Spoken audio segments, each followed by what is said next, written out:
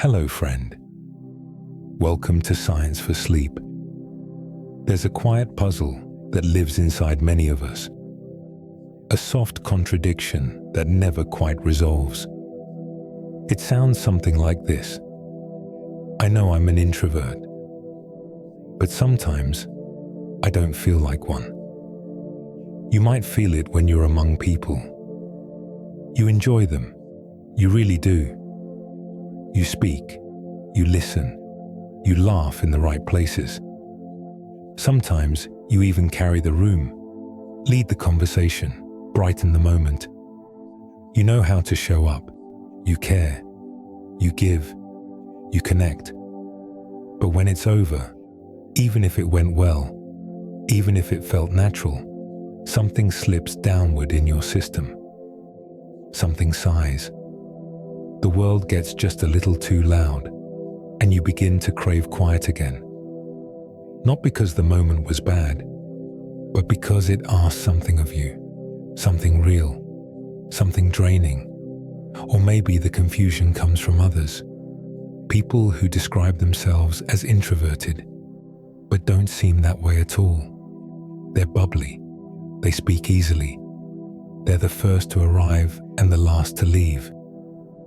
And somewhere in between they say it, almost as a side note. I'm actually very introverted. It catches you, because it doesn't quite fit. But maybe it's not meant to, because what we see is not always what someone is, especially when it comes to something as soft and internal and deeply patterned as temperament. Introversion, when we look at it gently, isn't about behavior. It's about energy.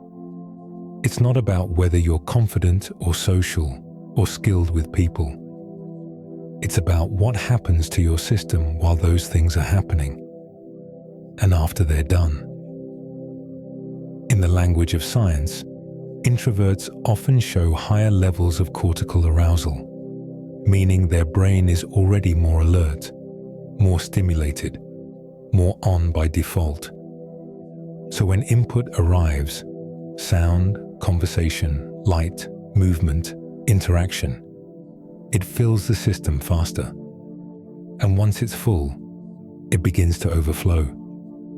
That's when tiredness creeps in, a blankness, a softness, a yearning for low input space. It's not discomfort. Not necessarily. It's just a system doing what it knows. And that system doesn't always match what the outside world sees. You can be brilliant with people and still introverted. You can love performing and still introverted. You can be the first to speak and the last to linger, and still feel deep down the quiet return of the part of you that needs restoration. This can be hard to explain, especially in a world that celebrates visibility, that says, show us who you are, that mistakes loud for confident, quiet for unsure, social for extroverted. But you're not here to prove anything tonight. You're not here to sort yourself into a better box. You're here to rest in the soft space in between, to remember that complexity is not contradiction, that it is entirely possible and entirely human to move between stillness and expression and still be yourself the whole way through. If you enjoy these quiet journeys, you're welcome to subscribe, and if it feels natural, to leave a comment sharing where you're listening from tonight. It helps others find their way to this calm corner of the world, one sleepy traveler at a time. The quiet continues here, just as it is.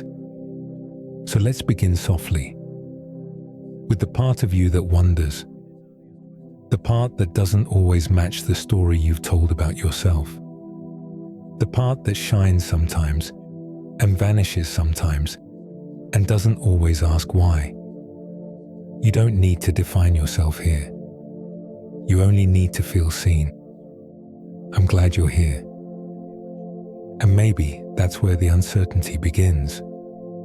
Not in the silence, and not in the moments of brightness either, but in the space between. That drifting area where who you are and how you appear don't always line up.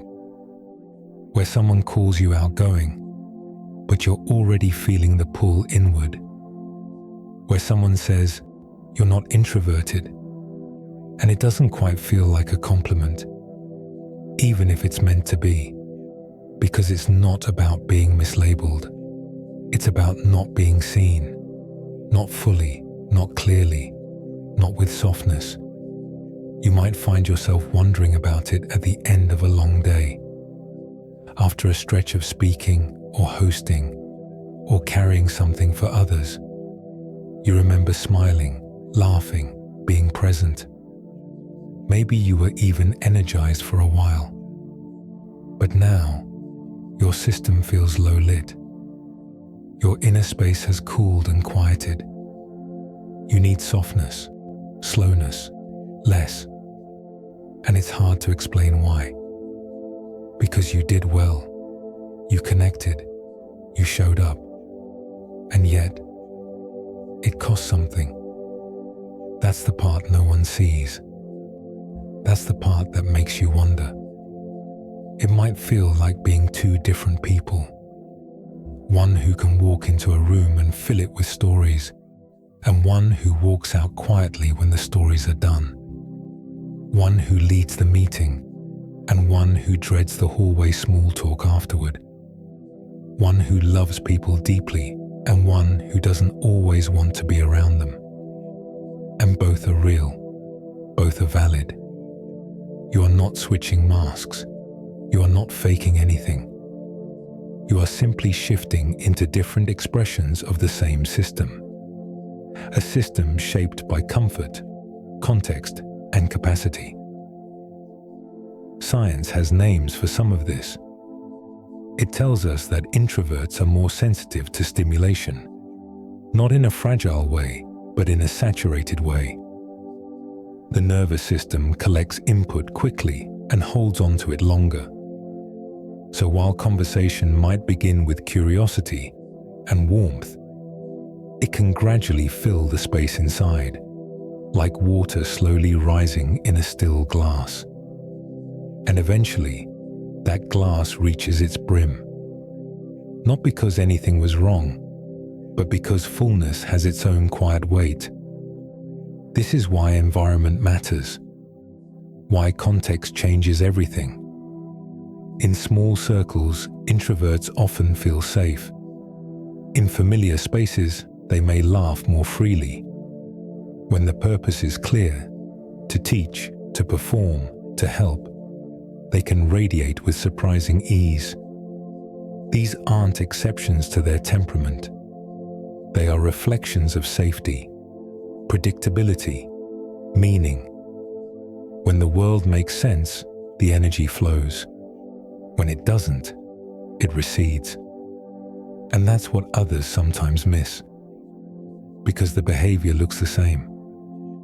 A voice, a smile, a conversation. But what it costs or gives is different for everyone. You may have seen this in someone else too. A friend who lights up at dinner but needs to disappear after. A partner who joins the celebration with joy and then asks for quiet the next day. A coworker who leads meetings calmly but rarely attends the social hours afterward. It's easy to misunderstand these rhythms, to mistake recovery for distance. But if you look closely, you'll start to see the pattern.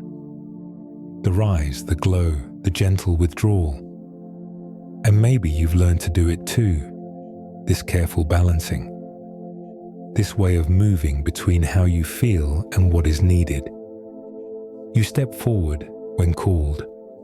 You step back when full. You carry warmth and then return to the cool shade.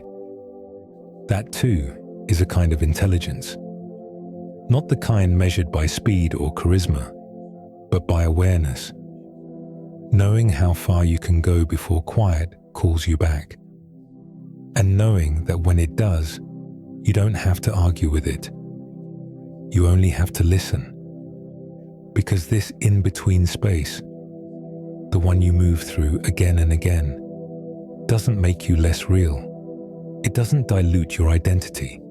It just shows how your system adapts, how it stretches, then settles, how it welcomes, then recovers. You don't have to be all one thing to be whole. You only have to be honest with what you need and let the quiet return when it's ready, like it always does. It's easy to believe we're supposed to have one face, one way of being, one way of showing up that stays the same, no matter the place, no matter the people, no matter the hour of the day. That's the story we're taught, in quiet ways. That consistency means honesty. That sameness means truth. That if your personality doesn't look identical in every setting, then maybe it isn't real. Maybe you're not real, but you are. Because you do have a center. You just happen to live around it. Not inside a fixed mask, but within a moving system. One that bends gently to the shape of your surroundings. One that adapts, not because it is inauthentic, but because it is responsive, sensitive, aware. And introverts feel this shape-shifting more acutely than most. You may notice it in subtle ways, in how you enter a room full of strangers and feel yourself tuck in, a little quieter, a little more watchful. But then, hours later, you find yourself laughing with a single person, easily, freely, as though the walls around your voice have softened. It isn't because you've changed, it's because safety has arrived. Or maybe you notice it in how you show up for work. Structured, capable, even charismatic when the moment calls for it. And then later, at home, the same voice that carried a team or gave a talk is soft again, spare, quiet not from exhaustion alone, but from return, a return to center. This isn't pretending. This isn't contradiction. It's a sign that your personality is not a performance but a pattern, one shaped by input, by rhythm, by need. Science shows us that temperament is not a costume we put on. It's a constellation of patterns, how we respond to stimulation, how we process input, how we recover. And these patterns are deeply responsive. The nervous system scans for context constantly, adjusting tone, focus, energy, not because it's indecisive, but because it's intelligent. Your body knows when the lights are too bright. Your attention knows when the room is too loud. Your energy knows when to rise and when to fold inward again. The myth of the one-face personality doesn't leave much room for this. It says you must be the same in every room, or else you're hiding something. But sameness is not always stability, and difference is not always deceit. A candle looks one way in a quiet room, another way in a storm. But it is still a candle. You are still you, even when you adjust, even when you grow louder or smaller, or warmer or still. Think of it this way. A tree bends in the wind, a lake shifts with the sky, but they are no less what they are. They are not in question simply because they move. They are not invalidated by change. Neither are you. You may find that certain environments draw something out of you, a brightness, a confidence, a glow. That doesn't make you less introverted. It makes you responsive, sensitive to warmth, sensitive to meaning. Your system says, here, I can breathe differently. And so you do. Then later, when it's over, you breathe the way you always have. That too is you. And yes, this can be hard to explain, hard to name, hard to carry sometimes, when people expect only one version of you, when they praise the animated moments and question the quiet ones, when they wonder why the person who spoke so easily at the event doesn't always answer the phone, or why the friend who danced all night now wants to be alone. But you know, you feel it in your system, in the way your energy tilts, rises, then slowly folds again. You feel it in the gentle ache that says, enough for now. You are not two-faced. You are layered. You are not faking. You are adjusting. And that adjustment is not deception. It is wisdom. You are allowed to glow when the moment is right, and you are allowed to retreat when it passes. That movement isn't confusion. It's your own rhythm, quiet, real, and entirely yours. You've probably heard it described in so many different ways. Introvert, extrovert, ambivert, social, shy, quiet, withdrawn, independent, reserved. It's easy to get lost in the terms. The labels passed around like puzzle pieces that never quite fit. And sometimes, the more we try to define it, the more unclear it feels. But beneath the language, something simple remains. Introversion is not a judgment of how you act. It's a description of how you respond. A way of understanding how your inner system moves through the world, and how the world moves through you.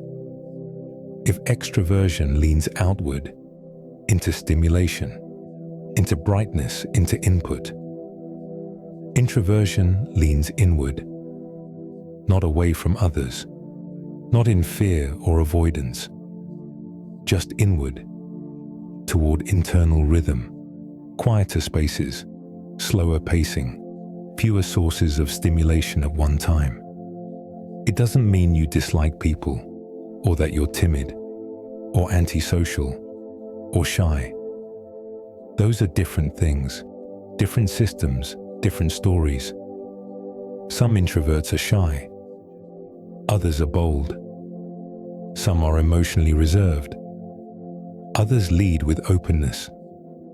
Because introversion isn't about outward expression. It's about where your system draws energy, how much stimulation you can comfortably hold. When your internal settings begin to feel saturated. For introverts, that saturation point tends to arrive more quickly. Research in modern psychology often describes this in terms of arousal. Not emotional arousal, but cortical arousal. A baseline state of alertness and sensitivity in the brain. In other words, introverts often start the day already more alert, more aware, more filled in.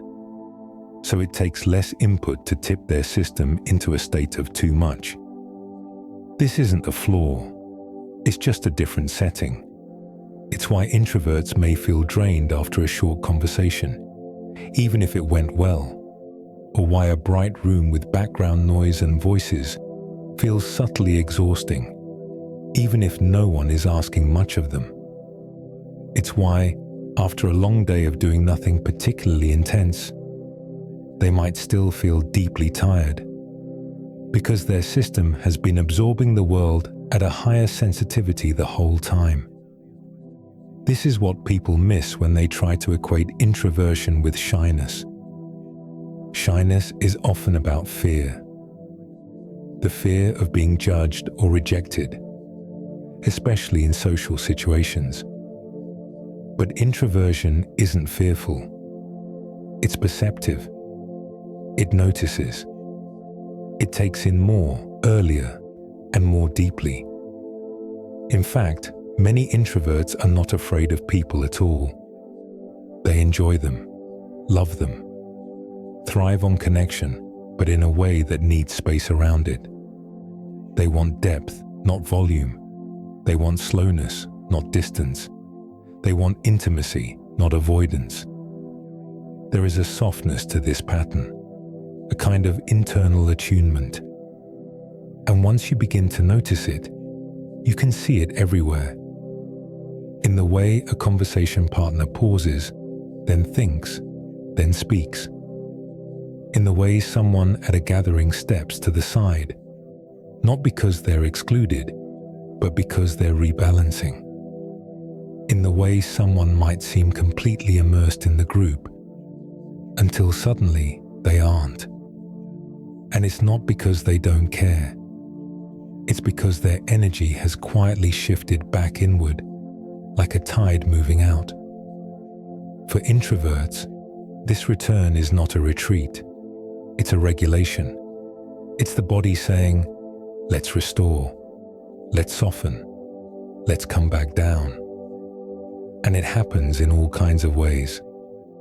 Some step into silence. Some move their bodies slowly through solo routines, walks, books, rooms dimmed to gentler light. Some reach inward through creative focus, drawing, writing, building. Not always to produce, but to soothe, to center, to reduce the pull of too many inputs at once. And in this restoration, there is something beautiful, something whole. The science supports this too. Studies show that introverts may experience higher blood flow in the frontal lobes, the area of the brain linked with deep thought, planning, reflection. It's not that introverts are always thinking more. It's that they often experience the world in layers, noticing subtle details, reflecting inward before responding outward.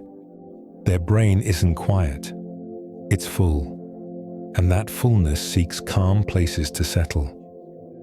So introversion, in its truest sense, is not an absence of social interest. It's the presence of sensitivity, the presence of internal rhythm, the presence of a nervous system that lights up quickly and dims carefully, a presence that doesn't ask to be explained, but to be allowed. You don't need to defend it. You only need to understand it enough to stop fighting it, to let it move the way it already does, and to let that movement feel, for once, like home. It's one of the most common points of confusion. If you're good with people, if you speak with ease, if you lead the room without hesitation, then how could you possibly be introverted? The question isn't always asked aloud, but it lingers. And sometimes it comes from others, watching your performance, your confidence, your voice, and assuming that must be who you are at rest. Sometimes, though, it comes from inside, a small uncertainty that rises after the moment has passed. Maybe I'm not really introverted after all. Maybe I'm just imagining it. Maybe I'm trying to claim something that doesn't apply to me. But the truth is simpler than that. You can be highly capable socially and still be introverted. You can have a natural instinct for warmth and conversation. You can make others feel seen, heard, energized. You can teach, lead, present, host, perform, and still be someone whose energy flows inward more often than it flows out. Because capability is not the same as preference, and expression is not the same as fuel. Think of it like a battery. Some batteries discharge slowly, over time. Others release energy in quick bursts. But all batteries need to be recharged eventually, and where they get that energy matters. For introverts, social interaction can be like a fast-draining app running in the background. It might be beautiful, even necessary, but over time, it consumes. Not because the interaction is bad, not because anything's gone wrong, simply because it draws power from a system that restores itself in solitude. Another way to think of it is like an internal thermostat. You may have the range to turn things up, to bring warmth and brightness to the room. But when the system begins to overheat, it responds automatically. It pulls back. It lowers stimulation. It reaches for stillness. And that reset, that inward movement, doesn't erase the heat that came before. It just reveals what was required to create it. Because expression takes something. Even when it looks easy. You may know this from experience. You've trained yourself to be good in groups. You know how to phrase things well. You know when to smile, when to nod, when to follow a conversation, and when to gently guide it. Maybe you've done it for years. Maybe it's part of your work, or your caregiving, or simply the way you've moved through the world. Quietly reading the room, understanding people before they understand you. But even when it works, it drains. And sometimes that's confusing. Because there's no visible tension, no fear, no failure. You were successful in the interaction, and still, something feels low afterward. Something quiet begins to settle. A tiredness, not of the body, but of the system. Not exhaustion exactly, but depletion. A soft internal fading. And if others see only the brightness, they may not understand the cost. But you do. Because it isn't about how much you can give. It's about how much you need to recover afterward. Science supports this too. Research into introversion shows that even when introverts perform well in social settings, their bodies often register the interaction differently. Heart rate variability, cortisol levels, and other subtle physiological signals suggest that introverts, even calm, confident ones, expend more regulatory effort to stay socially engaged for long periods. And this regulation isn't a weakness. It's a quiet strength. It means your system notices more, adjusts more, responds more finely to what's happening around you. That sensitivity allows you to navigate complexity, to care deeply, to speak carefully, to read a room before others feel it shifting. But it also means you need to rest more often, and differently. You may not always crave silence, but you need it. You may not always seek solitude, but you feel the difference when it returns. It's not just the absence of people. It's the space where your inner system slow, where input softens, where thought begins to deepen again. And when you understand this, that energy and ability are not the same, something begins to unlock. You stop questioning whether your moments of brightness disprove your nature. You stop feeling like you have to choose. You stop apologizing for being both capable and tired. And you begin gently to recognize your own system. One that gives generously and then returns faithfully to the quiet where it can breathe again. It can surprise people. Those moments when someone who's normally quiet becomes something else. Their voice lifts, their gestures grow larger, their laughter threads easily through the space around them. They are present, completely, lit from within, steady, open, even magnetic. And someone watching from the outside might think, there it is.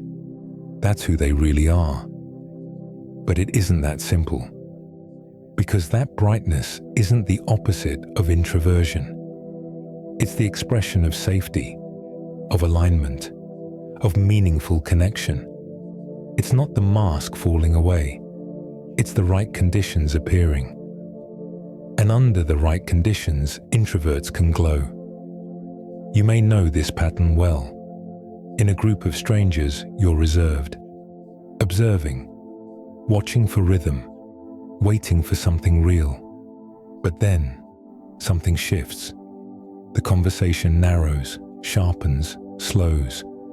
A moment of recognition, a deeper thread, and suddenly, you're there, alive inside the moment, expressive, engaged, present in a way that even surprises you. It wasn't performance, it was permission. Or maybe it happens in familiar rooms, with close friends or with family. People who don't ask you to prove anything. People who already know. You feel your energy rise in a different way. You talk more. You joke more. You share without hesitation. And for a little while, the inward pull softens. Your system lets itself stretch. These are the moments that confuse the definition, that make others say, "You don't seem like an introvert at all." But you are. Because it isn't the visibility of the moment that defines your temperament. It's the cost, the need for space that follows, the internal refueling you reach for even after a good time. Bright moments don't erase introversion. They exist because it's safe enough or structured enough for the system to allow them. Structure matters more than people realize. When the situation has form, a purpose, a role, a known endpoint, introverts often show up with remarkable clarity. Teaching, presenting, hosting, coaching, leading. In these roles, there's a rhythm, a container. The unpredictability is lowered. The expectations are defined. And for introverts, that's everything.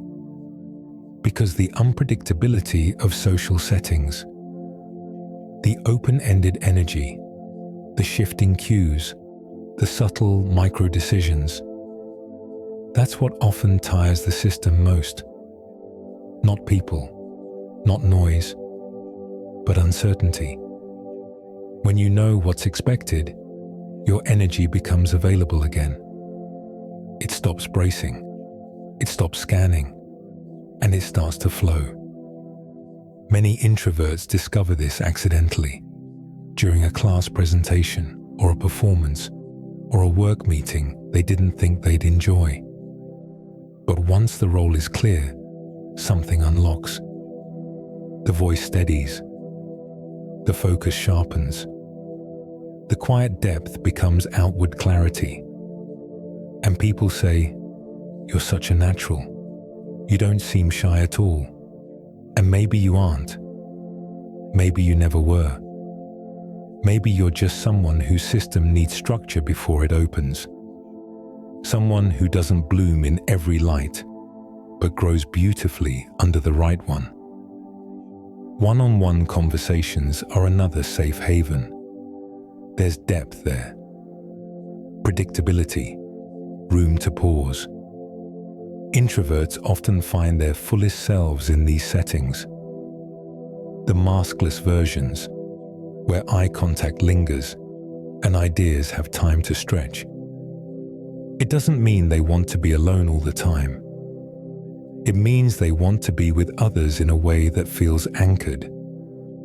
And when they are, they come alive.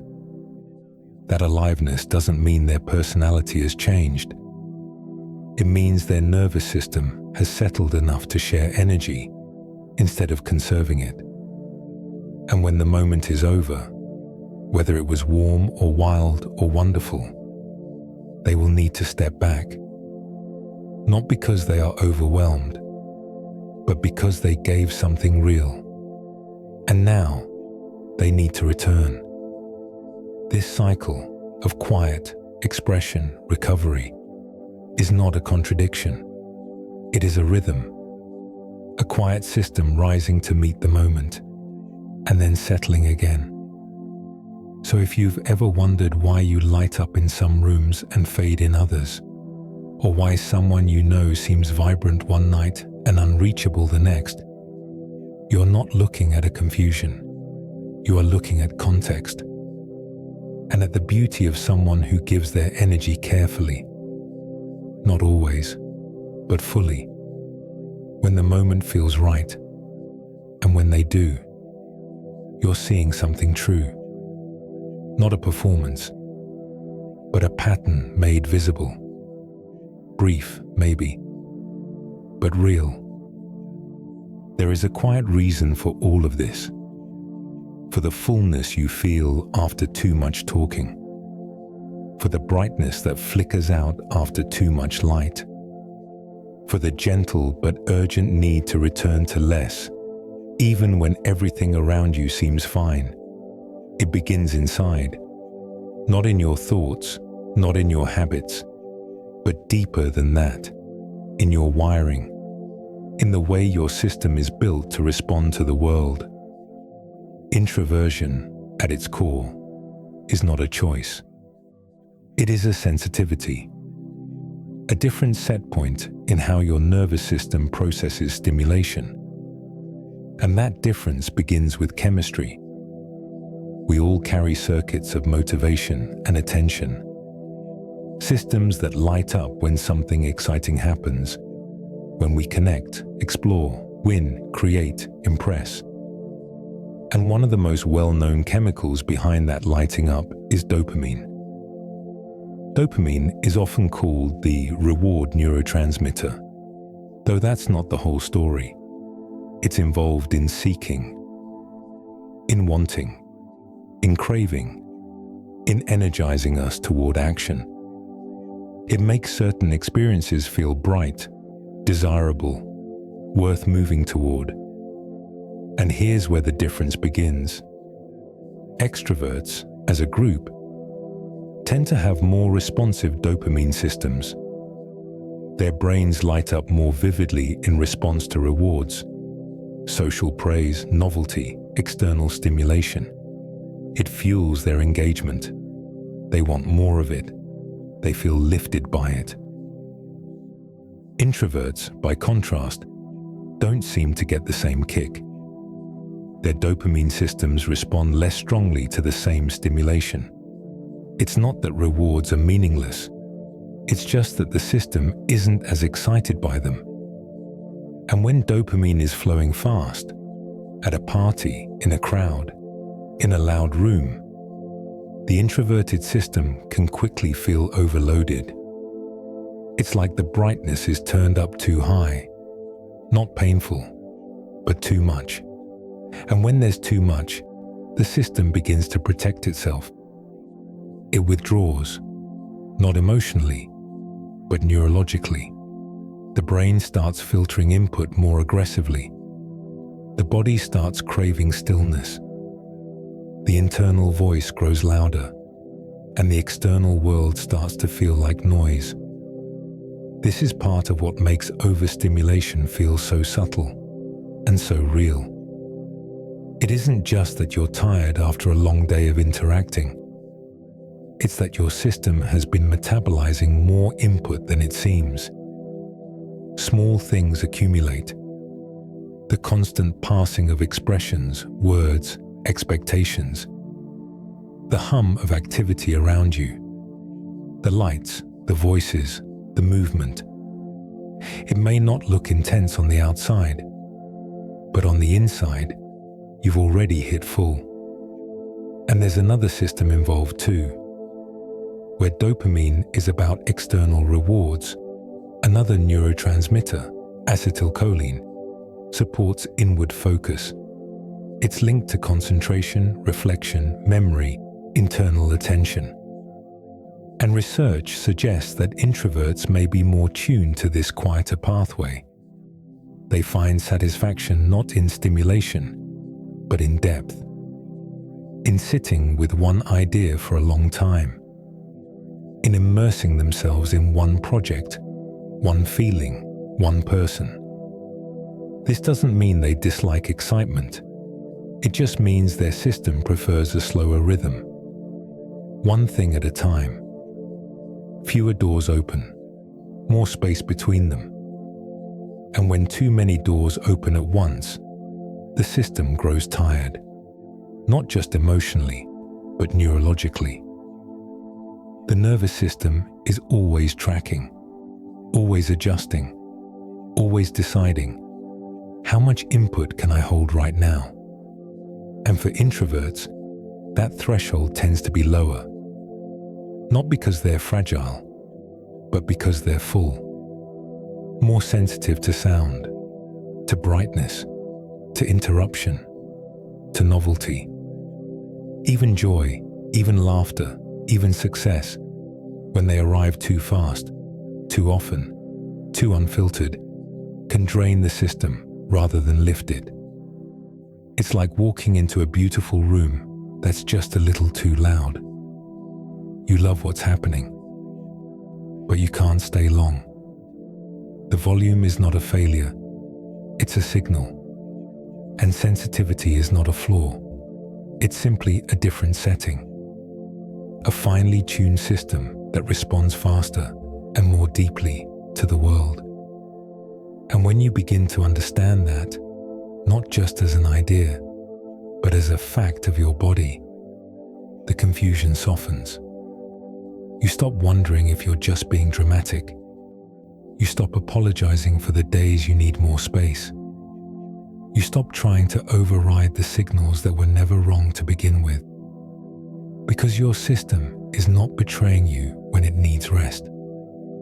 It's guiding you, softly, wisely, back to a quieter rhythm, back to the kind of stillness where your energy doesn't disappear, it just returns to where it started. Somewhere quieter, somewhere slower, somewhere that feels quietly like you. There's a certain kind of effort that doesn't always look like effort. It doesn't sweat. It doesn't shake. It doesn't stumble or break. Instead, it smiles. It speaks clearly. It remembers names. It listens carefully. It says the right things at the right time, in the right tone. It looks like confidence. It looks like composure. But beneath it, something else is happening. Not panic, not deception, just exertion. The quiet, sustained exertion of being on. Many introverts know this well. It isn't always unpleasant. Sometimes it's even thrilling. That rising energy when you click with someone, or when you're teaching something you love, or leading a group through a task that matters to you. You're in it, alert, connected, alive. And you mean every word of it. But then later, you notice the shift. The signal that comes from somewhere deeper than thought. It's not quite exhaustion, not sleepiness, but a drop, a cooling. As if the light you were running on begins to dim, not suddenly, but inevitably. You've been on for a while, and now your system wants off. This isn't collapse, it's release. The slow undoing of sustained outward energy.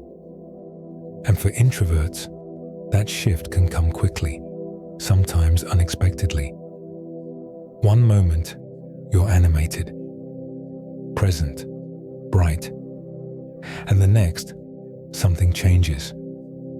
You feel yourself pulling inward, not in resistance, in regulation.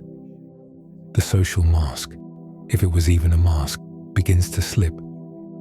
Not because it was false, but because it was held in place by energy that isn't infinite.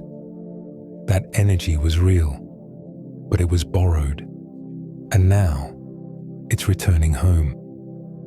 This kind of performance isn't about faking. It's about function, the ability to rise to the occasion, to activate the outward self, the social self, the responsive self, the one who can light up for others when needed. And introverts often do this beautifully, but it comes at a cost. Because even when the interaction is good, even when you enjoy it, your nervous system is working harder, adjusting, tracking, managing the flow of stimulation moment by moment. Research shows that for many introverts, social interaction requires more conscious regulation, more filtering, more internal calibration, which means that being on isn't just something you do. It's something your system sustains until it can't anymore. That's when the shutdown comes. Sometimes it's gentle, a quiet craving for space, a longer pause between responses, a soft inner voice saying, "Enough for now." Other times it's abrupt. You go quiet, you lose the thread, you feel the lights dim all at once, like the room has grown too loud, too bright, too fast. And still, the outside world may not notice, because the performance continues, at least for a while. You smile through the fatigue. You stay one more hour. You finish the conversation before finding the exit. But inside, you've already begun to fade. This can be confusing for others, and sometimes for you. Because you meant it when you were present. You were engaged. You were real. So why this sudden need to disappear? The answer is simple. You weren't pretending. You were extending. You were stretching into the moment, using a mode of yourself that is very real, but not always renewable. And now, it's time to return, to rest, to quiet, to solitude that doesn't explain itself. You may find over time that you develop a sense for this shift. You feel it earlier, respect it sooner. You excuse yourself before the lights dim too far, not to leave the people you care about, but to stay closer to yourself. This isn't selfish. It isn't strange. It's a signal, just like hunger, just like thirst, a need that rises gently and only grows louder if ignored. You're allowed to step out of performance without shame, even if no one else sees it as performance. Even if you've learned to wear it so naturally that you sometimes forget you're wearing it at all, because your glow is real, but it's not required. And when it fades, you haven't disappeared. You're just becoming quiet again, not less, not off, just unlit. So you can rest in your own color, so you can breathe in a rhythm that belongs only to you, until it's time, maybe, to shine again. It doesn't always happen right away. Sometimes the moment ends and you still feel good, still smiling, still carrying the echoes of conversation in your body, in your shoulders, in your chest, in the slight lift of your posture. You might even think, that went better than I expected. But then it begins. Not dramatically, not with a crash, but with a slow, creeping heaviness, a fuzziness around your focus, a quiet blankness behind your eyes, a body that doesn't want to move, a mind that doesn't want to hold anything else. And you realize, without warning, without permission, that you're done, completely done. The social hangover has arrived. It's not a sadness. It's not a regret. It's not even about the people. It's a depletion, a full body shift from interaction to recovery, whether you planned for it or not. It can happen after a single gathering, after a long meeting, after a weekend of hosting, or after a brief but intense conversation where you gave your full attention and now feel like you've used up everything. Sometimes it comes with a kind of irritability, not sharp, just uninvited. Things feel louder, light feels harsher, words land heavier. You find yourself moving more slowly or not wanting to move at all. Other times, it's emptiness, like your system has gone into low power mode. You sit in silence, not thinking much, not feeling much, just blank. And you might wonder, why do I feel like this? Nothing bad happened. But that's the thing. It doesn't have to. For introverts, the aftermath of social interaction isn't about what went wrong. It's about how much was used, how long your system had to stay on, how much information you held, filtered, responded to, even when it felt natural in the moment. Your nervous system doesn't track only stress, it tracks load. And sometimes, joy is still a load, not because it hurts, but because it moves you. And all movement needs recovery. There's science here too. Studies on overstimulation show that when sensory input exceeds our optimal threshold, even pleasant input, the brain begins to fatigue. The prefrontal cortex, responsible for attention and decision-making, gets overworked. Cortisol levels can rise. Heart rate variability drops. These are gentle signs of a system asking for stillness. But the signs don't always look dramatic. Sometimes they look like silence, like needing to sit in the car for a few minutes before going inside, like scrolling blankly through your phone without really seeing anything, like avoiding a ringing phone, like staring into space not because you're thinking, but because you've run out of thoughts that want to be shared. This is the social hangover. And just like any other form of tiredness, it deserves care. But often, we judge it. We say, I should still feel energized. I like those people. Why do I want to be alone now? Why can't I just enjoy it longer?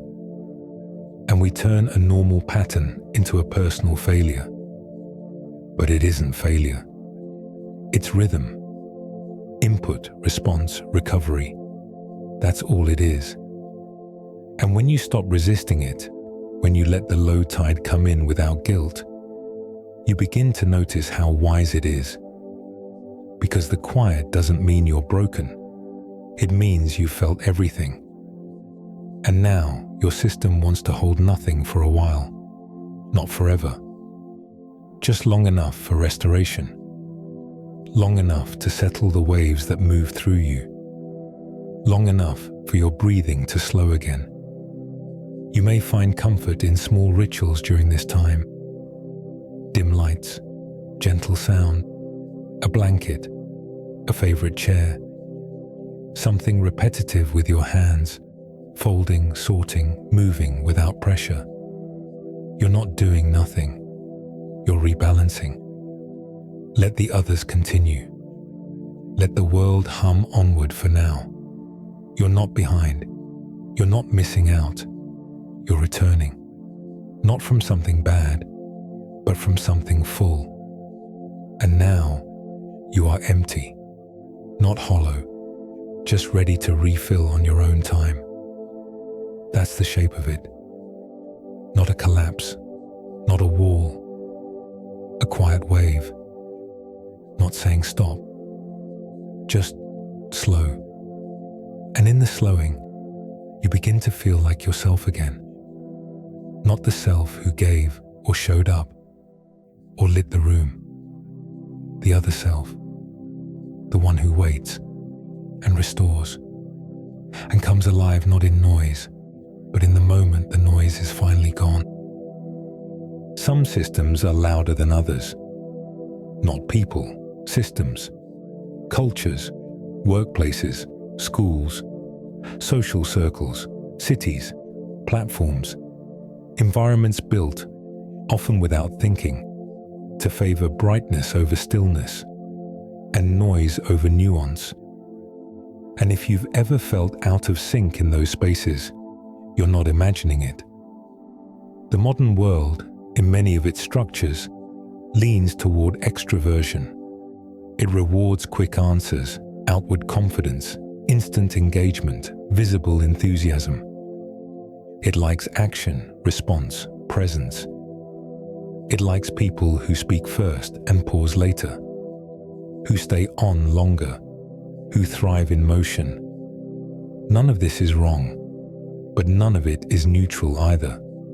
Because when a system leans one way, those who move differently can feel out of place. Not rejected, just misread, repeatedly. You may have felt this. At school, where participation is praised most when it's spoken aloud, where silence is mistaken for disengagement, where thinking quietly is confused with not thinking at all. Or at work, where meetings favor those who speak quickly, and interviews reward those who make eye contact in just the right way, and open floor plans hum with 1,000 conversations no one asked for. Or in friendships, where extroverted warmth is interpreted as deeper connection, where reaching out frequently is seen as care, and where needing time alone is quietly taken as distance, or worse, disinterest. Even in the smallest ways, the signal is clear. Show up, speak up, stay visible. And if you don't, if you pause too long, or stay too quiet, or step out too early, the world begins to wonder. Not always unkindly, but curiously. Are you okay? Why so quiet? You should come out more. As if stillness needs explanation. As if recovery requires permission. As if solitude is a symptom to be treated, rather than a setting to be honored. This can wear on you over time. Not because you don't love the people around you, but because the pace of visibility is hard to keep up with. Because your rhythm is inward. Because you gather energy differently. And when the world asks you to gather it in ways that don't match your wiring, it slowly begins to take. Not loudly, quietly, in the small moments of misfit, the ones that stack up unnoticed, until one day you start to question your own pattern. Why am I always tired after this? Why do I feel better when I cancel plans? Why do I enjoy people so much, but only for so long? And sometimes, the most exhausting part isn't the interaction itself. It's the performance of fitting in with a pattern that was never made for you. A performance so practiced that even you forget it's a performance until the lights dim. This is not about blame. The world wasn't designed by a villain. It wasn't shaped with malice. It evolved from what was loudest, what showed up most clearly, what appeared in the open. But just because it evolved that way, doesn't mean it should stay that way. And it certainly doesn't mean you have to bend yourself into that shape forever. Because your quiet is not a problem to solve. Your stillness is not a flaw to overcome. Your need for less is not less than. It is simply different.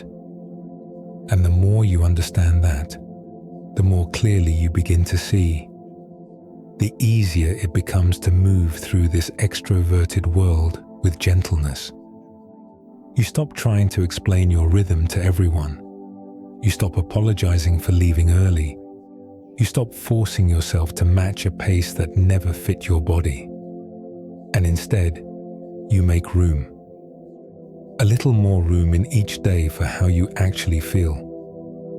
A little more softness in how you schedule, how you show up, how you recover.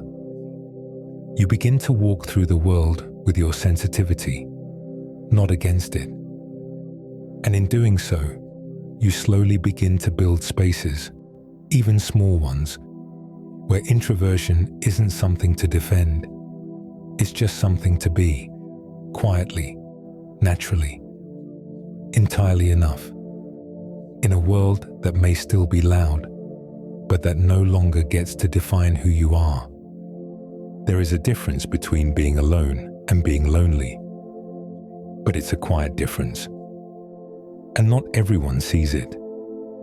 Because in a world that values connection, fast, frequent, visible connection, the absence of people can look like something's missing. As if being alone must mean something's wrong. As if silence only happens when sound is lost. As if solitude is always something you fall into, not something you choose.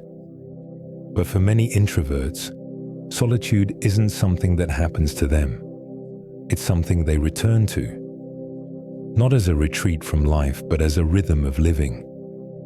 Not because they fear people, but because their system feels most at home when the world grows still. This is one of the most misunderstood pieces of introversion. The assumption that quiet means discomfort, that needing space means something is unresolved, that preferring time alone must be covering for some deeper wound. But introversion isn't avoidance. It's alignment. It's the nervous system saying, I've reached my edge of outwardness. I need to come back in. It's the body knowing, without words, that regulation happens best in softness. That's what solitude is for an introvert, not an escape, but a rebalancing. There's a physiological truth here. When we are overstimulated, the sympathetic nervous system, the one responsible for alertness, readiness, energy, takes the lead. It heightens awareness. It scans. It prepares. But it can't run forever. To recover, we need the parasympathetic system, the one that calms, that slows the heart, that softens the breath, that shifts us out of readiness and into restoration. Introverts tend to lean more naturally toward this restorative mode. Their systems often crave parasympathetic states more quickly and more often. And solitude, true, chosen, undemanding solitude, gives that system room to unfold. It's not an emergency stop. It's a slow exhale. Not absence, but presence of a different kind. You may have felt this after a long day of interaction. The door closes, the sounds fall away, and without needing to explain anything, your body just softens. Your breath deepens. The thoughts become slower, less crowded. The sense of needing to perform begins to fall away. You are still yourself. But now, without the edges. And sometimes, maybe often, that quiet feels better than company. Not because people are too much, but because you've already had enough. It's a kind of fullness, not a lack. But not everyone sees it that way. You may have heard it before. The gentle worry of others. You should get out more. You're spending too much time alone. Are you isolating? And sometimes their concern comes from care. But other times, it comes from unfamiliarity. Because for those who draw energy from others, being alone feels empty, unnatural, like being unplugged. But for you, it might feel like plugging back in. The room goes quiet, and you begin to return. You don't have to explain this.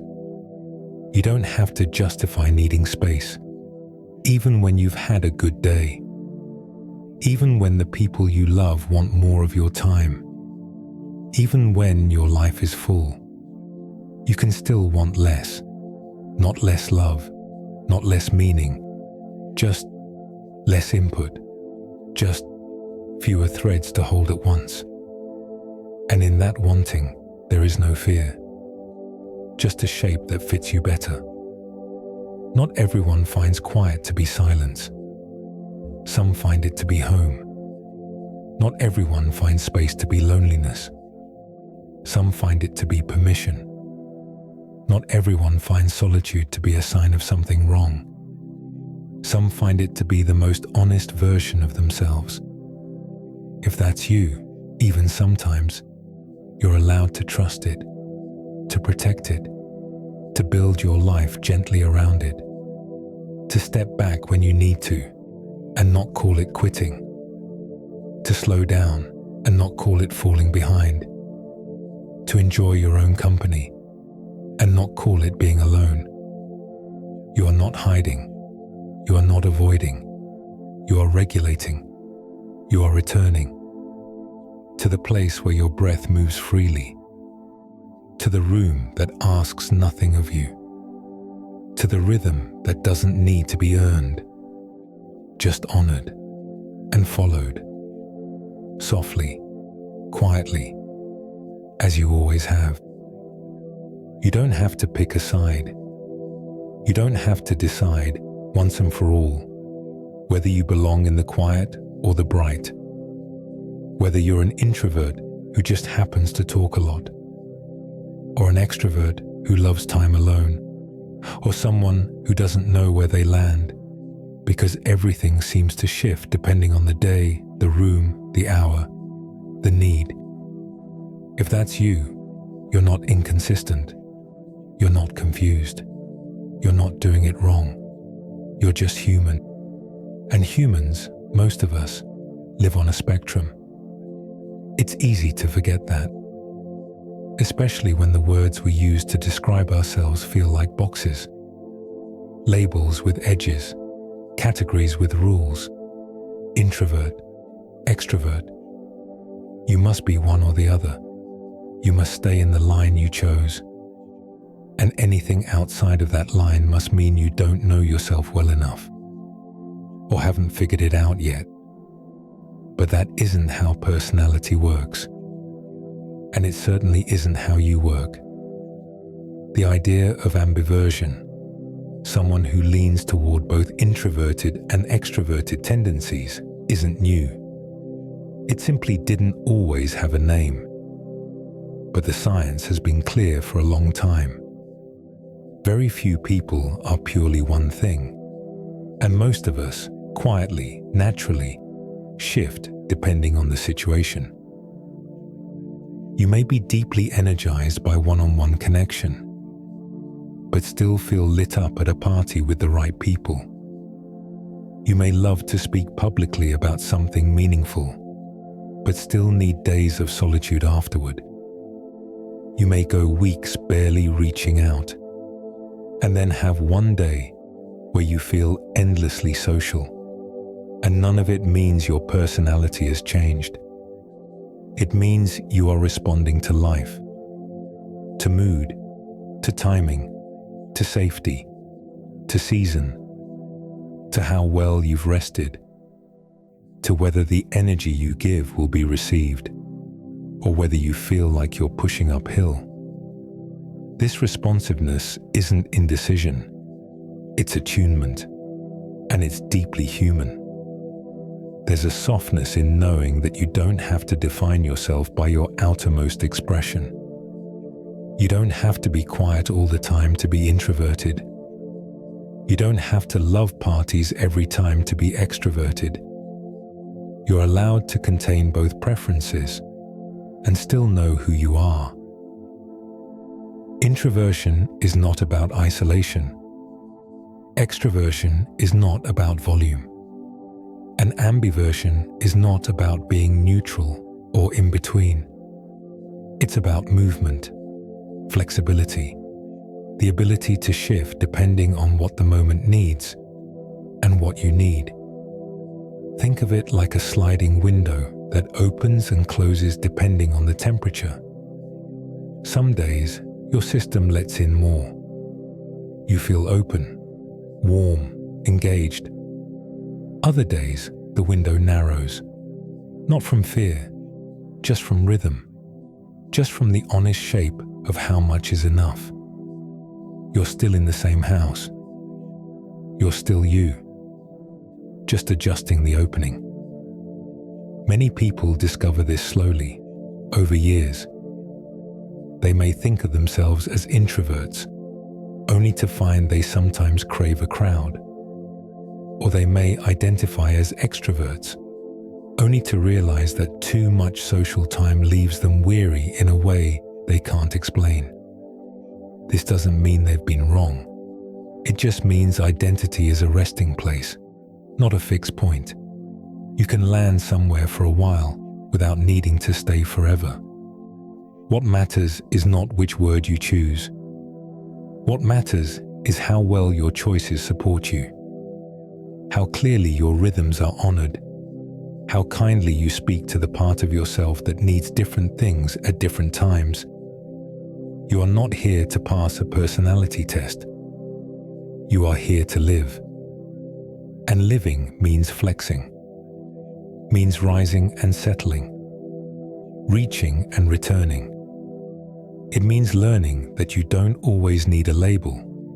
You just need room to respond, to grow brighter when the moment is right, and to quiet when it's not, to feel social without needing to be, to rest alone without needing to explain it. Ambiversion, introversion, extroversion. These are all just words. You are something softer than that. You are a rhythm, and you are allowed to change tempo whenever you need.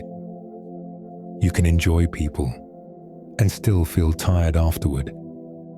You can connect deeply and still need space the next day. You can feel confident in a room full of others, laugh easily, stay present, contribute, and still walk away with a system that's quietly counting down to stillness. And that doesn't make you less introverted. It doesn't mean you're secretly extroverted. It just means you're good with people. And being good with people isn't the same as being energized by them. This is one of the softest misunderstandings, not because it's loud or harsh, but because it slips quietly into our sense of self. You have a beautiful evening, the kind that leaves you smiling, the kind where you felt connected, seen, warm. You were present, not masking, not shrinking, not retreating. You spoke freely, laughed fully. You might even say, "I love that." And yet, the next morning, you feel like you've used something up. The thought of repeating it feels far away, not because it wasn't good, but because your system is asking for less. And you wonder, if I loved it, why am I so drained? Does that mean I'm not actually introverted?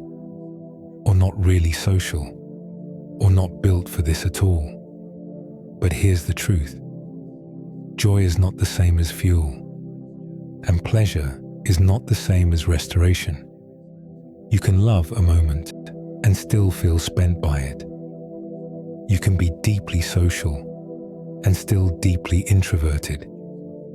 This is where many introverts begin to doubt themselves, because we've been taught that energy and enjoyment must always go together. That if something lights us up, it should fill us up too. That connection should be fuel. But for introverts, it often isn't. Not because connection isn't beautiful, but because holding that connection, the attention, the awareness, the effort of presence, still draws from the same internal well, and that well needs time to refill.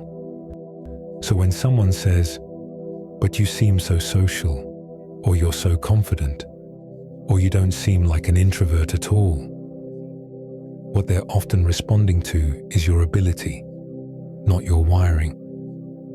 They're seeing your care, your competence, your desire to meet people where they are. What they're not seeing is what it costs, and what they may never see unless you show them is the quiet time you need afterward, the softness you crave, the silence that follows fullness. That's okay. You don't need to prove your patterns. You don't need to look tired for your rest to be real. There's research too that helps explain this space. Psychologists have studied how introverts often perform socially just as well as extroverts, sometimes better, especially when the context is meaningful. But when it comes to recovery, introverts report needing more downtime, more solitude, more low stimulation environments to feel like themselves again.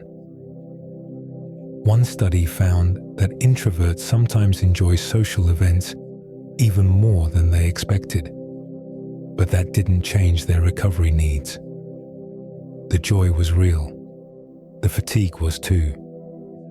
This is the soft paradox, that you can love people and still not need people for energy, that you can feel fully alive in connection and still restore best in solitude, that you can be socially confident and still crave quiet immediately after. This is not confusion.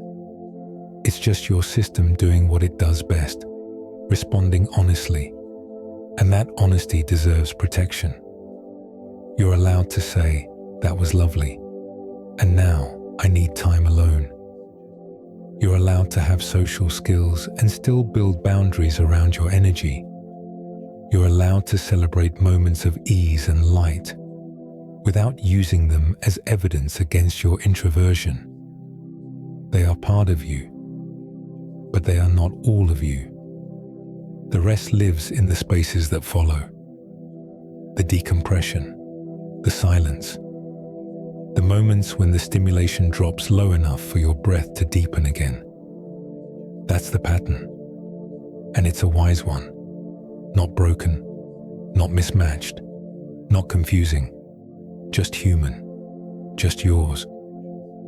So the next time you feel joy and depletion walking side by side, let them. They are not fighting.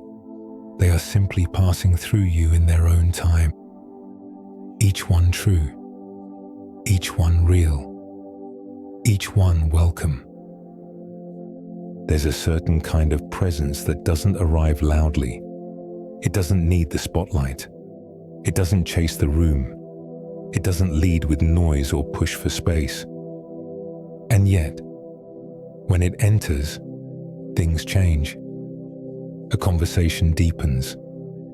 A group settles. A tone of calm direction begins to form. This is the quiet power of an introvert in motion. And it might not look like leadership in the traditional sense. But that's because the world often defines leadership by visibility, by charisma that's big, by energy that's unrelenting, by voices that are always raised. But leadership isn't volume. It's guidance. It's clarity. It's presence. The kind that doesn't ask to be noticed, but is felt when it's needed most. And many introverts lead in exactly this way. Not from the front, waving a flag, but from the center, holding the rhythm. They listen first. They observe fully. They speak when there's something real to say. And when they do, others often listen more closely, not less. Because when quiet people speak, the silence around them gives weight to their words. This doesn't mean introverts can't be outwardly charismatic. Some are. Some perform on stage. Some host rooms. Some teach in ways that leave others lit up long after the session ends. They have presence, poise, strength, but it comes from a different source. Not from constant output, but from selective focus. Not from needing attention, but from giving it carefully. This is a kind of charisma that isn't always recognized because it doesn't chase applause. It doesn't announce itself. But when it's there, it changes the air. And yes, it can confuse others. You may have felt it in yourself. That contradiction of being deeply quiet, but also deeply effective in moments that require strength. You may find yourself stepping into roles that surprise even you, leading a team, organizing an event, mentoring others, and doing it well. And then afterward, retreating into silence because your system needs to fold inward again. That withdrawal isn't weakness, it's recalibration, because you've given something real, and now you need to return to the space where your strength is stored. You may also feel the pressure to keep performing, to stay in the role, to remain visible once others begin to expect it of you. But you're allowed to lead on your terms, to build leadership from stillness, to shine from a place of groundedness, to connect through depth, not repetition. Some of the most admired leaders in history were quiet. Eleanor Roosevelt, Rosa Parks, Einstein, Barack Obama, Jane Goodall, Mr. Rogers, people who spoke with intention, who moved slowly but clearly, who led with listening as much as with vision. Susan Cain, author of Quiet, often describes how introverts bring strengths that are especially valuable in leadership: focus, empathy, deep processing, the ability to pause before reacting. In a world flooded with noise, that kind of quiet influence can feel like steadiness in a storm. And charisma? That doesn't belong to extroverts alone. Charisma is resonance. It's not about the size of your energy. It's about how your energy makes others feel. And introverts, with their care, their precision, their softness, often leave a lasting impression in exactly that way. Not because they dominate space, but because they offer space for others to be heard, for ideas to land, for meaning to take shape. So if you've ever doubted your ability to lead, to inspire, to stand tall, simply because you also crave quiet, know this: your stillness is not the opposite of strength. It is the source of it. You don't have to shout to change the room. You don't have to shine constantly to be seen. You don't have to perform every day to prove your worth. You can lead from depth. You can create from silence. You can carry others gently without leaving yourself behind. And when it's time to step back into the quiet, do it without apology. The world needs your presence. But you are not here to give it all away. You are here to give it well, and to return faithfully to the stillness that allows it to grow. It's not always the people. That's what surprises many introverts most. You enjoy the company. You like who's there. The space is warm. The conversation is good. And still, something inside begins to tighten, or fade, or want to leave. And you don't know why. It's not discomfort, not fear, not dislike. It's something else. Something softer, but just as real. Because for many introverts, it isn't just who you're with that matters. It's how the interaction unfolds, how predictable it is, how much control you have, how clearly defined the role is, how much meaning it holds. These are the quiet factors that shape whether social energy flows freely or drains quickly. And most of the time, no one sees them but you. They don't see the difference between a gathering where you know what's expected and one where the flow is undefined. They don't notice how much easier it feels when you're guiding a conversation with purpose versus drifting through small talk with no clear direction. They don't feel what shifts when you're speaking from clarity instead of navigating constant interruption. But you do, because your nervous system does. It responds not only to stimulation, but to uncertainty. And in that uncertainty, energy leaks. Not dramatically, just enough to wear you down. You may have noticed this in work settings. Leading a meeting on a topic you know well might leave you feeling steady, even energized. But attending a meeting without a clear agenda, where you're unsure whether to speak or stay silent, might leave you exhausted by the end, even if you barely said a word. Or in social spaces, if the purpose is clear, a dinner, a one-on-one, a planned event, you can show up fully. Maybe even feel expressive, confident, warm. But if the context is looser, an open invitation, a vague plan, let's see what happens, your system may start scanning before the night even begins. Not because you don't want to be there, but because you don't know how to be there. And when you're not sure how to be, you spend more energy figuring it out.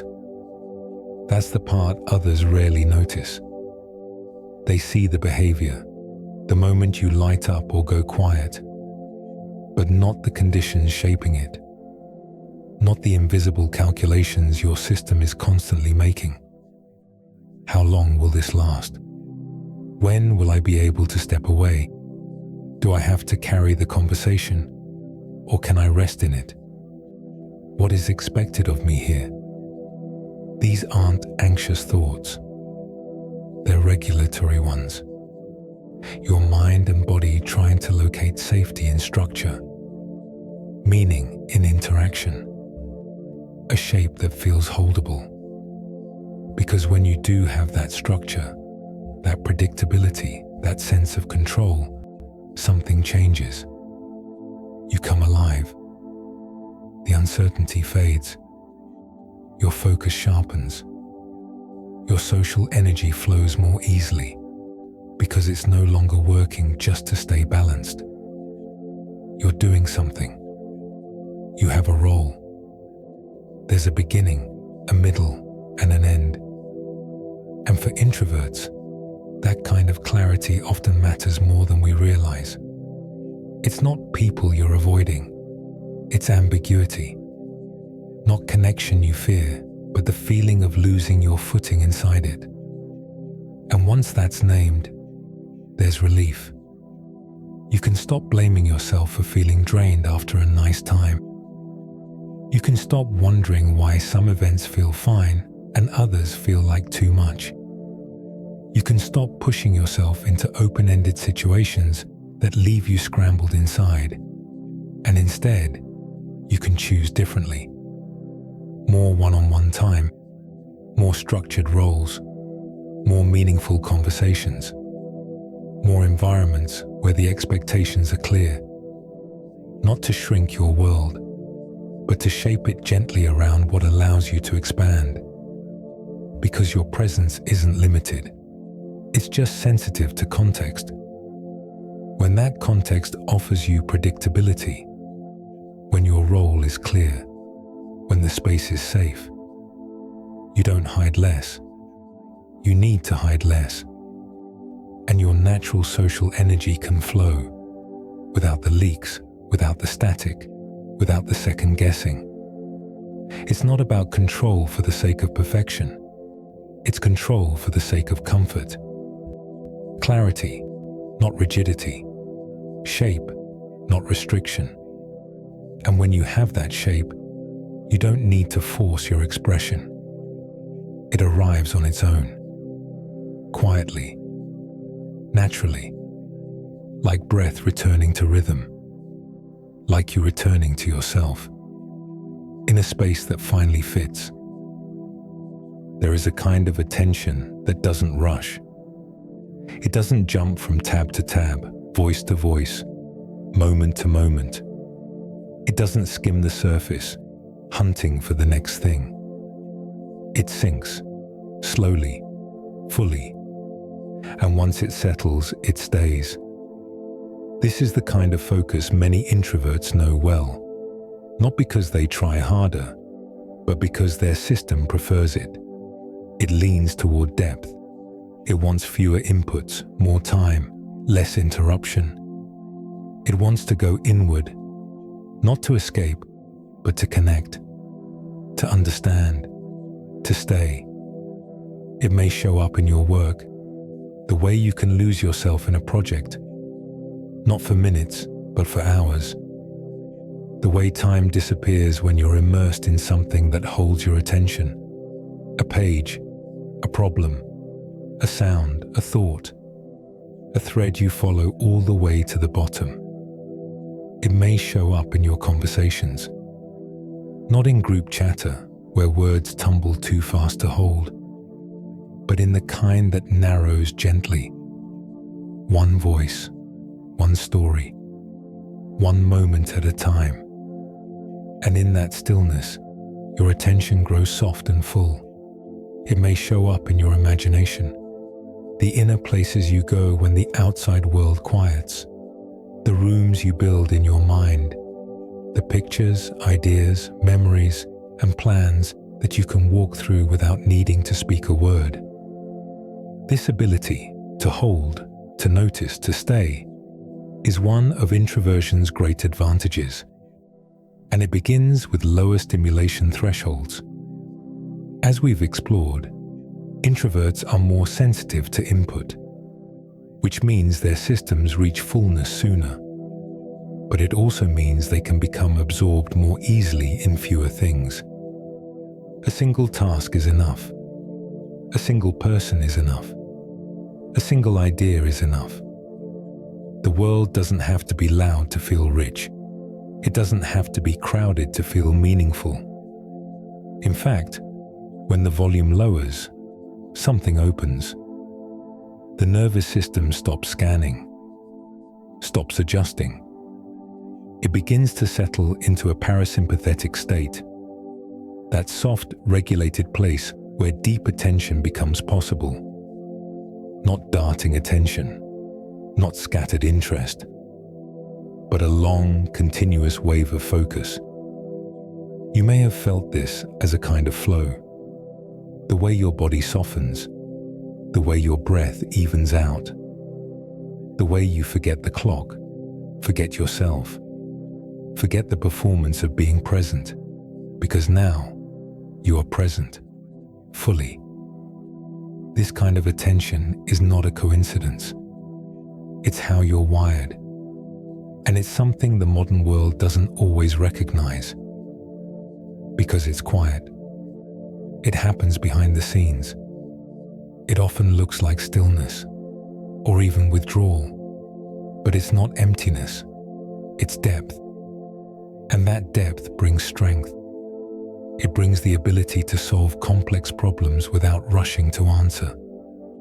It brings the patience to sit with uncertainty, to let things unfold slowly. It brings the kind of creativity that doesn't announce itself, but builds layer by layer until something rich and whole appears.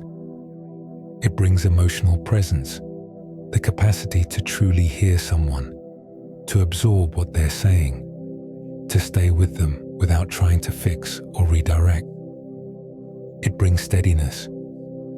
This doesn't mean introverts can focus all the time, or that interruptions don't affect them, or that distraction never happens.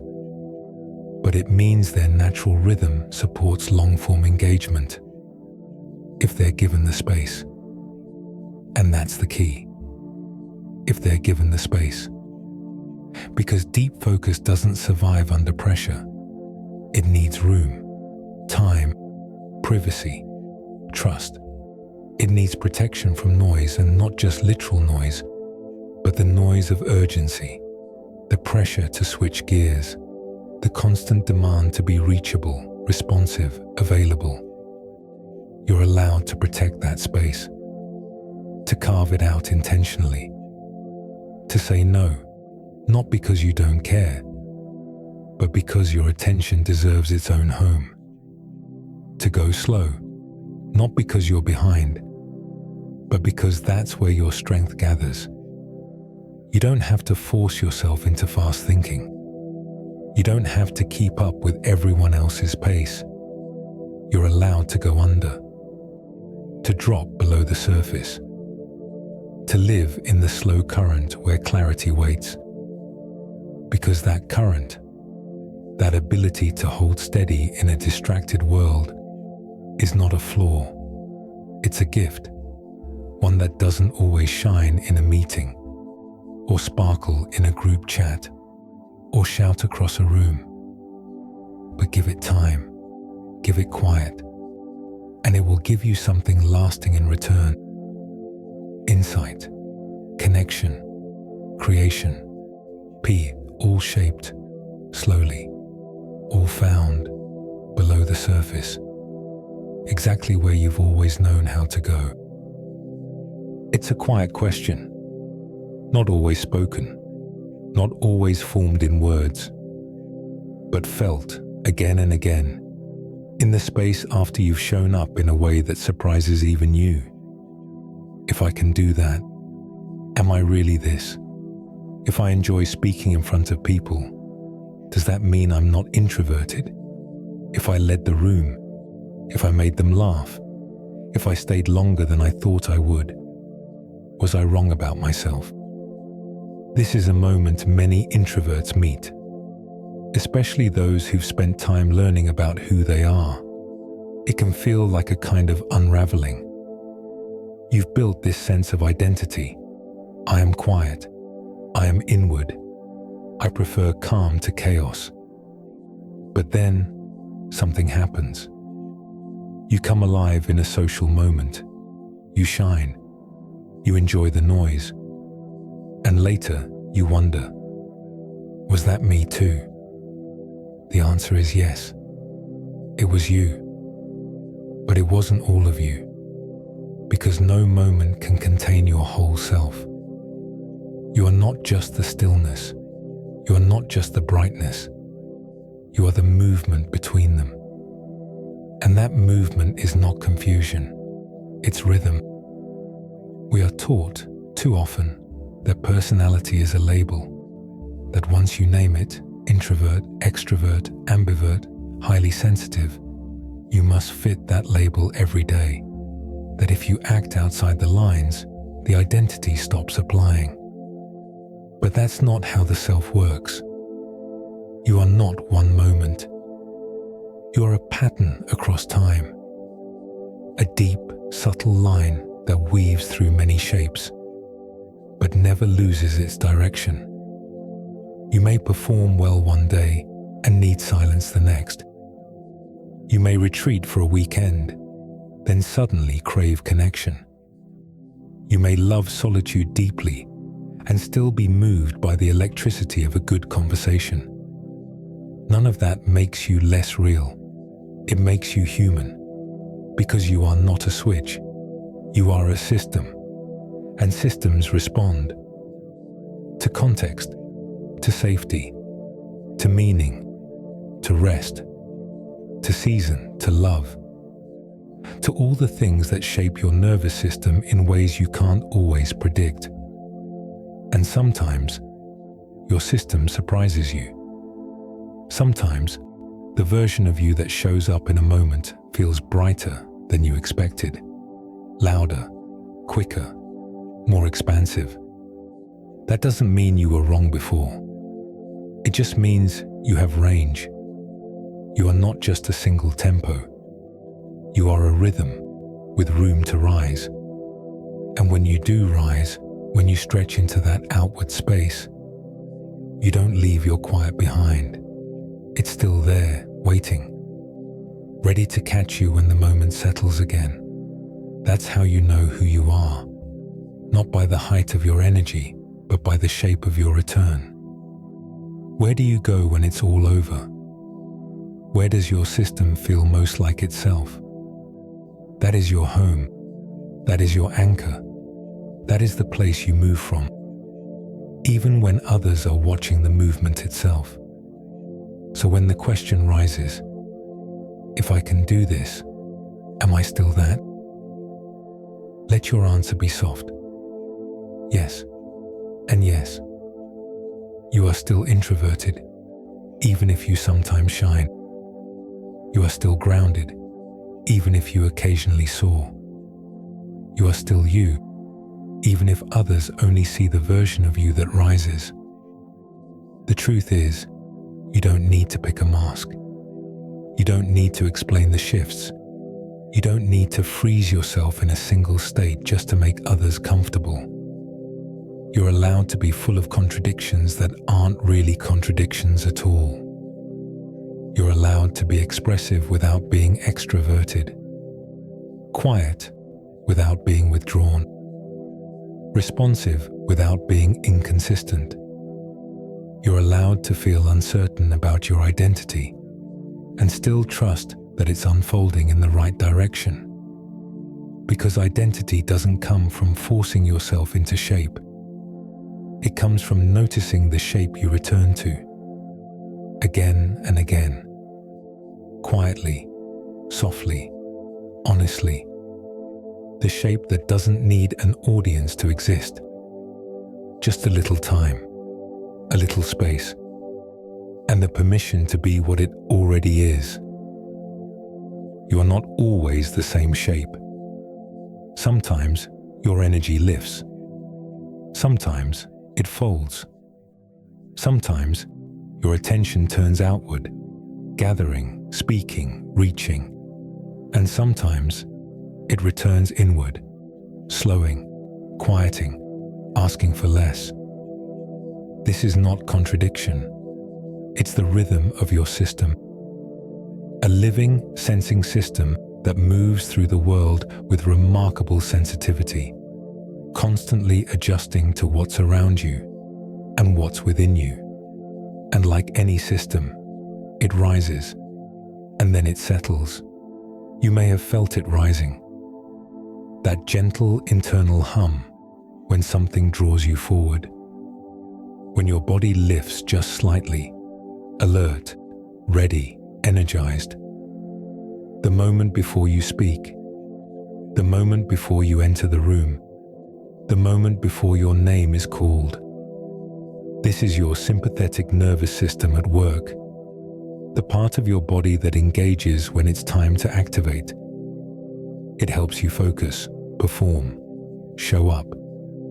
It increases alertness, raises your heart rate, mobilizes your resources. It's not a bad thing. It's not stress in the dramatic sense. It's readiness. It's rise. And introverts feel this rise just like anyone else, sometimes even more sensitively. Their systems are tuned to notice input quickly, to light up in response to meaning, to connection, to purpose. But they also reach fullness faster. And that's where the settling begins. After the moment passes, your system begins to return. Slowly at first. A longer pause between sentences. A breath that deepens without you noticing. The sense that you've stepped back, even if your body hasn't moved. Your parasympathetic nervous system, sometimes called the rest and digest system, is coming back online. This part of you slows the heart, calms the breath, lowers alertness, brings you back into yourself. It's not collapse, it's regulation, a necessary descent into quiet. And if you let it happen, if you trust the settling, something beautiful unfolds. Your thoughts stretch out again, your senses sharpen inward. The inner world becomes louder than the outer one. This is where many introverts find their clearest self, not in the rising, but in the settling that follows. Because rising is often shaped by the world. What's needed, what's expected, what the moment asks of you. But settling, that's internal. That's you, without performance, without pressure. And both movements matter. You are not meant to stay always in the quiet, untouched, nor always in the light, exposed. You are built to move between, to respond to life with full presence, and then return, softly, to your own rhythm. Some people live primarily in the rise.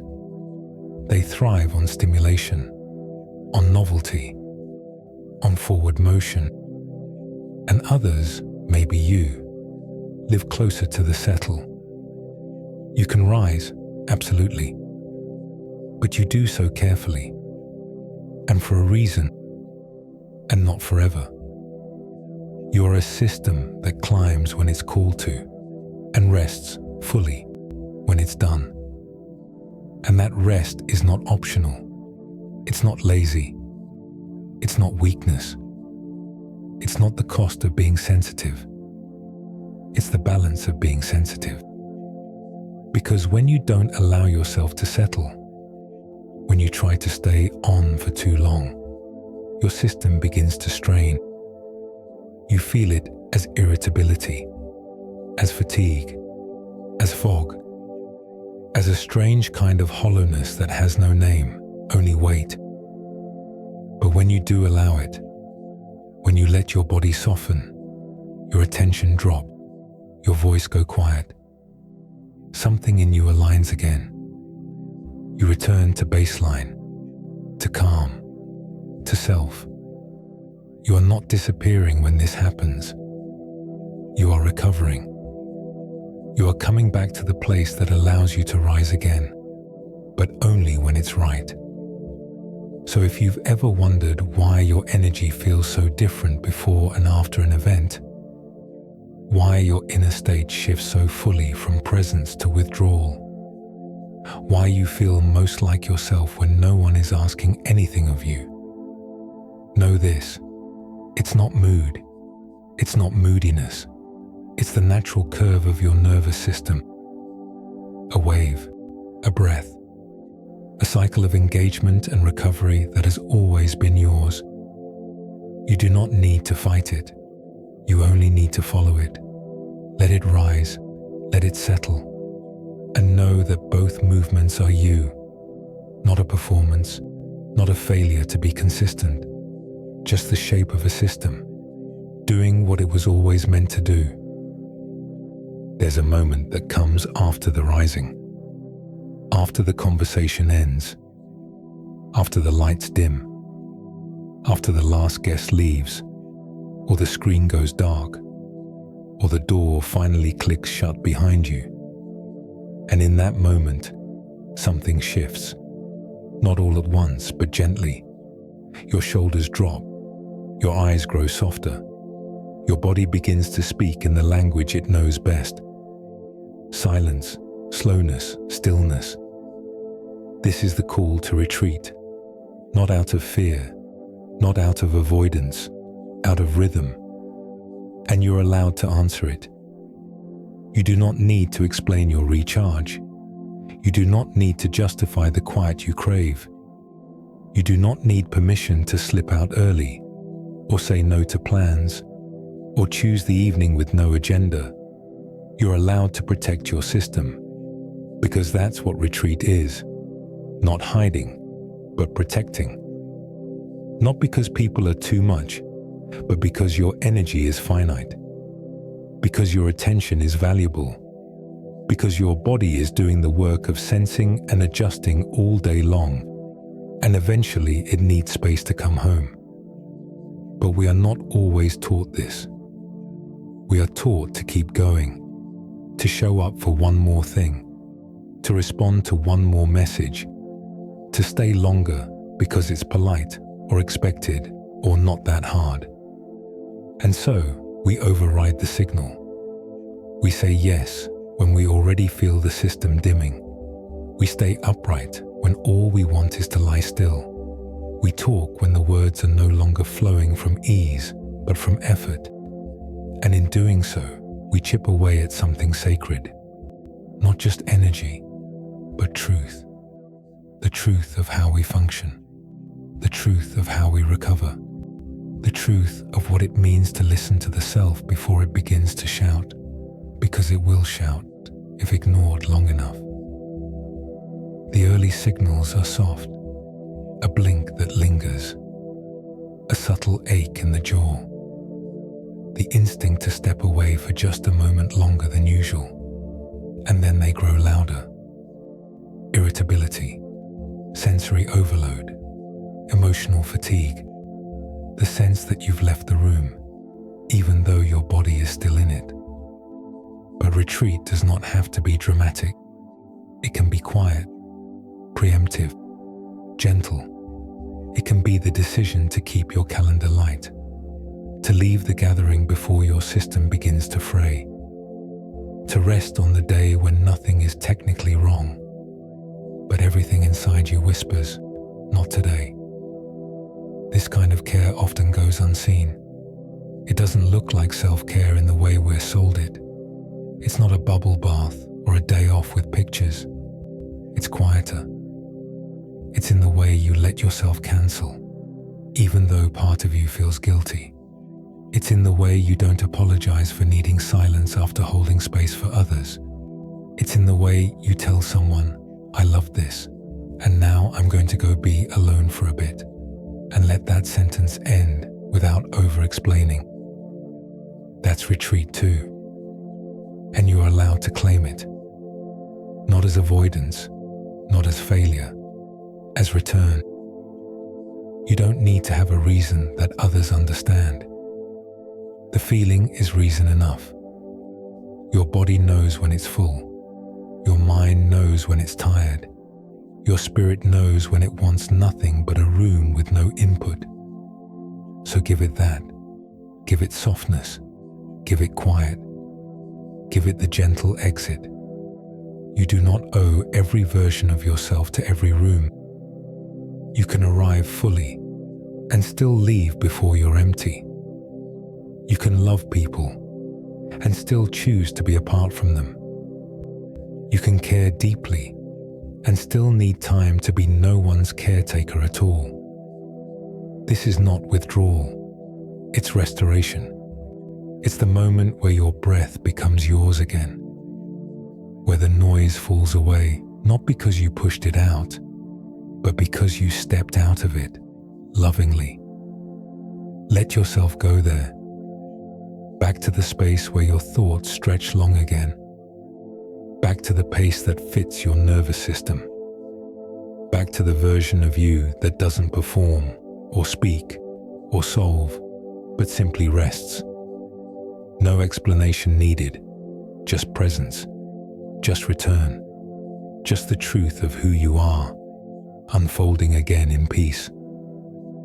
It shows up quietly, a small ache behind the eyes, a thought you didn't invite, a question that rises after you say no or cancel or leave early. Am I letting them down? Should I have stayed longer? Why can't I just be more normal about this?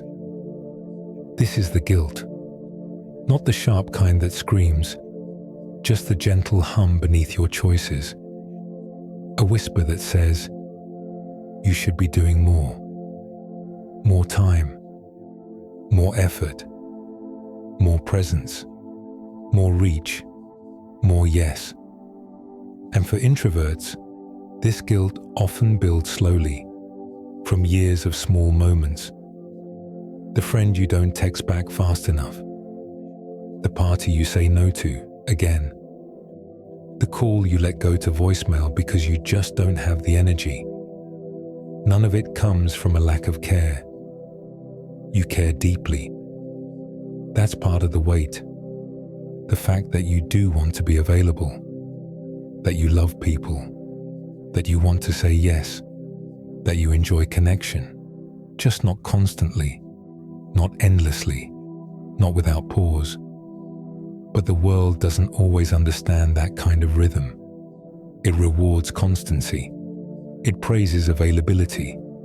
It notices absence more than presence. So when you step back, even out of necessity, even out of care for your own well-being, you might feel as though you failed someone, or everyone, or yourself. But what if that guilt is misplaced? What if your retreat isn't rejection, but repair? What if saying no is not a closing off, but a closing in towards something just as important? What if the boundary is not a wall, but a container for what you can give and want to give and must protect in order to keep giving? This is the reframe. You are not avoiding life. You are protecting the part of you that makes life livable. You are not avoiding people. You are protecting your capacity to show up for them with integrity. You are not social enough. You are responding honestly to the cost of constant output and choosing to balance your input before it runs dry. Because that's the truth most people never see. Every yes costs something. Even the happy ones. Even the ones you want to say. Even the ones that end with a smile. And when your nervous system is built to hold less stimulation, not because it's weaker, but because it processes more deeply, those costs add up. So your no is not rejection, it's wisdom. Your distance is not disinterest, it's rhythm. Your quiet is not absence, it's recovery. You do not need to match the pace of others to prove that you love them. You do not need to stay in the room just because you are invited. You do not need to earn your place by enduring more than you can give. There is love in your boundaries.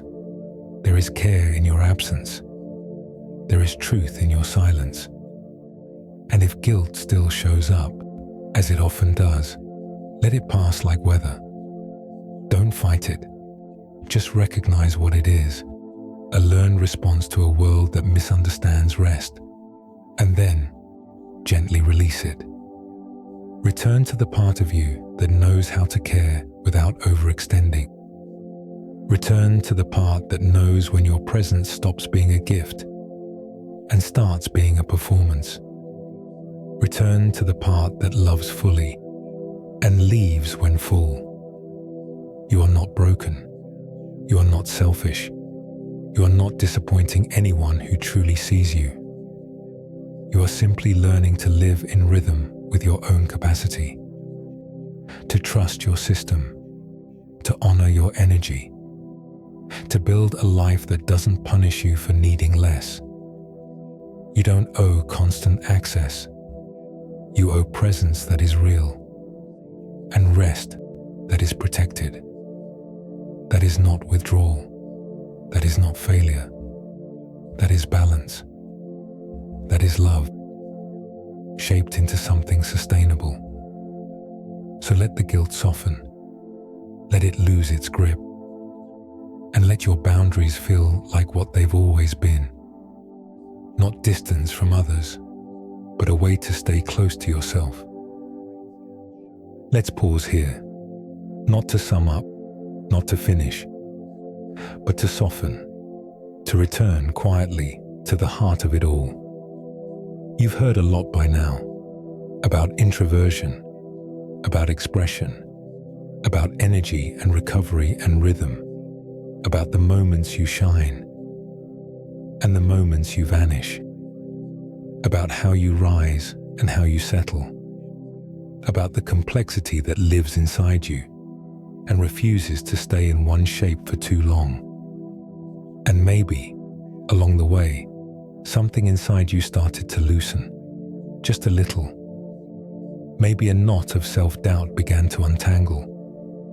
Maybe you stopped asking the same question over and over. Why am I like this? Why can't I keep going when others do?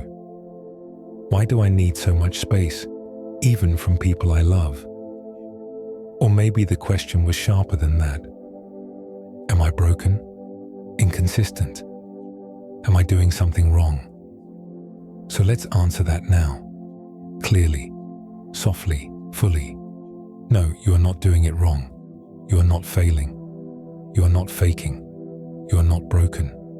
You are a human being with a nervous system that processes more, sooner, and deeper than most. And you've spent your life adapting to a world that rarely notices. That's not weakness. That's resilience. You have moved through noise, through pace, through pressure, through misunderstanding. And still, you found ways to contribute, to connect, to show up with care.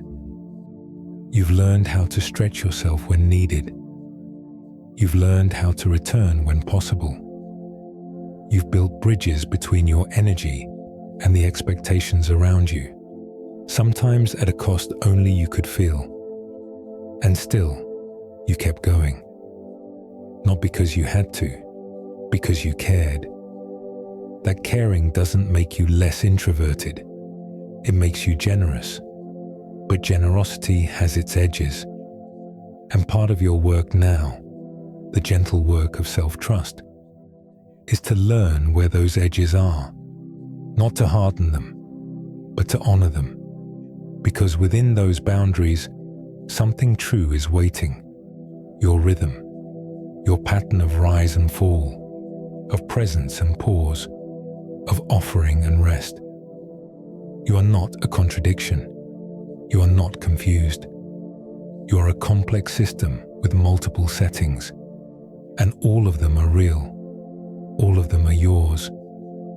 You may still have moments when you question that, when your brightness makes you wonder if the quiet was ever true, when your stillness makes you question how you ever lit up so freely, when someone tells you that your retreat means something's wrong.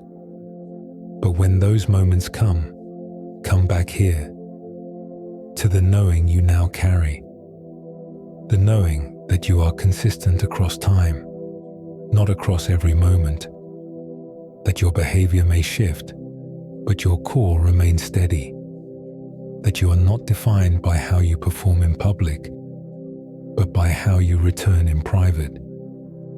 This is not a diagnosis. It's not a label. It's a recognition, a simple truth shaped gently. You are not doing it wrong. You are just doing it differently. You are honoring a pattern that doesn't always match the culture, but that always brings you home. And home for you might be quiet, might be inward, might be still. It might be the moment after the conversation ends, or the space between invitations, or the breath you take before you say, I need a little time. It's all part of the same rhythm, the same permission, the same truth, that you're allowed to be complex. You're allowed to move between states. You're allowed to stop wondering if something's wrong with you and start noticing how right it feels when you live by your own pace. There is nothing to fix here, only something to understand, something to trust, something to hold gently as you rest in the shape of who you already are. Exactly enough, exactly in rhythm, exactly right. And now, no more answers, no more frameworks, no more terms, no more wondering which part of you is true. Just this, the quiet after understanding, the stillness that follows clarity, the moment the inner voice no longer needs to explain itself, because it was never confused, only waiting to be heard. There is nothing more to figure out, not right now. You've listened long enough, thought long enough, turned your experience over in your hands long enough to know there was never anything broken to begin with. Only rhythm, only signal, only a nervous system doing what it has always done, rising when needed, settling when safe. That's where you are now, in the settling, in the dim, soft space where everything can rest. You don't have to remember all the words. You don't have to hold on to the language. You don't have to carry the concepts with you like tools. Let them fall. Let them dissolve. Like breath. Like mist. Like the feeling of warmth long after the sun has moved behind the trees. What remains is quieter than knowing. It's not a sentence. It's a sensation. The recognition that your energy belongs to you, and it doesn't have to be available all the time. The understanding that your bright moments don't cancel your quiet ones. The feeling that you are not made wrong just because you are made different. That's the place where you return. Not a definition, a feeling. Like the room you go to when the guests are gone. Like the voice inside you that stops performing. Like the light at the edge of the day. Not gone, just fading, just enough. You don't need to close this with resolution. There is no test to pass, no final label to claim, no clear ending, only breath, only space, only the soft return to the self you've always been. Let that be enough. Let this be the end that doesn't close anything, just quiets it.